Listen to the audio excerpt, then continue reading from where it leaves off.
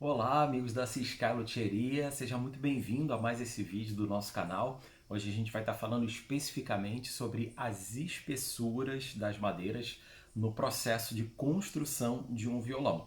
A gente vai falar também sobre como normalmente a madeira chega do fornecedor e depois dela ser processada, com que espessura final ela fica. Essa é uma dúvida muito recorrente dos nossos alunos do Construindo um Violão de Cordas de Aço. Aqueles também que têm o sonho, o desejo, a vontade de construir o seu primeiro violão ou viver da luthieria. Então, esse vídeo vai estar tratando especificamente sobre esse assunto. É claro que no curso a gente faz um passo a passo completo, desde a escolha das madeiras até os primeiros acordes, passando pelos processos de esculpir a madeira, as colagens, as ferramentas necessárias, as melhores madeiras para a luthieria, tudo isso a gente fala no curso. A gente tem inclusive uma lista completa com as melhores madeiras, os melhores fornecedores e as ferramentas também que você vai precisar para fazer a construção do seu primeiro violão ou viver ainda da luthieria, sendo muito bem remunerado por isso. Eu vou falar de um kit básico de violão, ok? Das principais peças de violão e das suas espessuras. A gente vai começar falando aqui sobre o tampo. Esse aqui é um tampo de abeto Engelmann, ele tem a qualidade A, como vocês podem ver aqui, e ele veio do fornecedor com 5 milímetros. É a espessura que vem, em média, os tampos que chegam aqui para a gente dos fornecedores. Bem, depois de processado, a gente precisa então fazer todo o processo de colagens, aplainar. Alguns utilizam ferramentas manuais, como uma plaina manual, um taco de lixa. Outros já têm ferramentas elétricas, utilizam, por exemplo, o desengrosso para poder reduzir a espessura, uma lixadeira de rolo. São ferramentas que vocês podem usar aí para poder diminuir a espessura de todas essas madeiras que eu vou comentar aqui.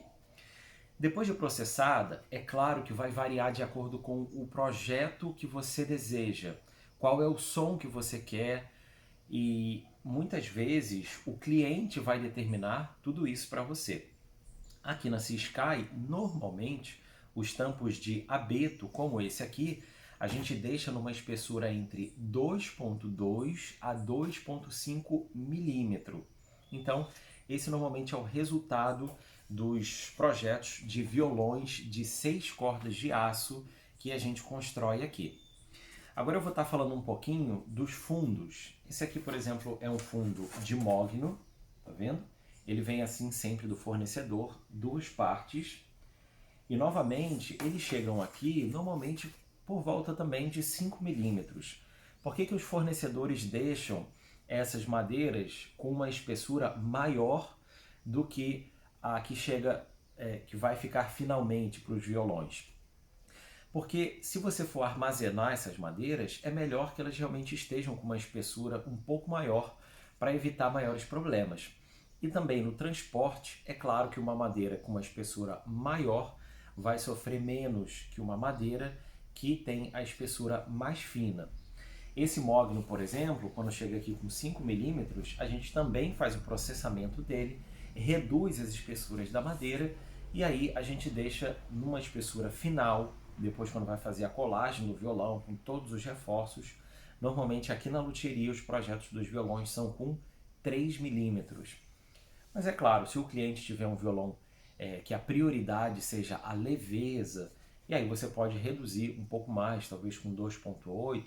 Tem alguns luthiers famosos até que com 2,5 milímetros eles deixam os fundos. Agora a gente vai falar talvez das madeiras que sejam as mais finas para os violões, e eu vou explicar por que isso é tão importante.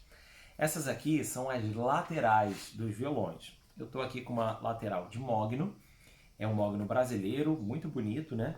Da mesma peça, a mesma madeira que foi tirado esse fundo aqui. E por que eu digo que as madeiras das laterais são as madeiras mais finas?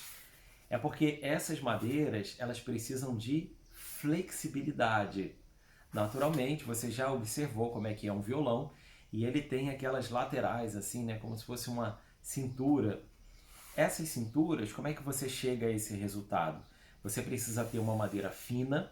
Nesse caso aqui, os projetos que a gente desenvolve aqui entre 1,8 a 2,2 milímetro. E aí você então, com água e calor, você consegue curvar. Mas naturalmente você precisa de uma madeira realmente fina, que tenha a flexibilidade necessária. Porque quando você molha as fibras da madeira, ela vai estufar e com calor ela vai ficar como se fosse uma gelatina, né? Bem fácil. E aí depois que ela esfriar novamente, as madeiras elas voltam para o lugar, mas elas estão ali travadas. A gente também tem uma parte muito importante que são os braços dos violões.